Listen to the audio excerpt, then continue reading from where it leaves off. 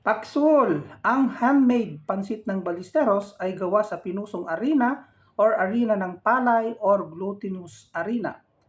Ang tekstura ay napakagiliw at may lasang bigas na niluto sa mga sabaw. Ang lasa ay may napakasarap at gustong-gusto ng mga taga-Ballesteros at dinadayo din ng ibang taga-bayan at mga turista. Sangkap na pwedeng ginagamit: glutinous arena, mga isda at karne, mga gulay, itlog, at iba pang sangkap na pampalasa.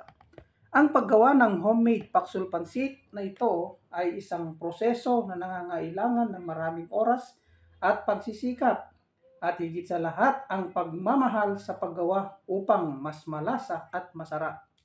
Ang paksol ay nagbibigay ng mga sustansya na karbohidrato mula sa glutinous arena na nagbibigay ng enerhiya sa katawan, protina mula sa mga isda at karne na nagpapalakas ng kalamnan, mga bitamina at mineral mula sa mga gulay na nagpapalakas ng mga sistema ng katawan, fiber mula sa glutinous arena na nagpapabuti ng sistema ng katawan, mga antioxidante mula sa mga gulay na nagproprotekta sa katawan sa mga sakit.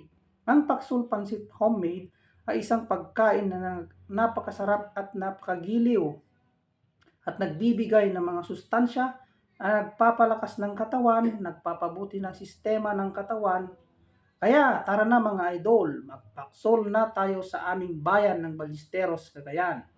Bong Barcena voice over is out. Thank you for watching.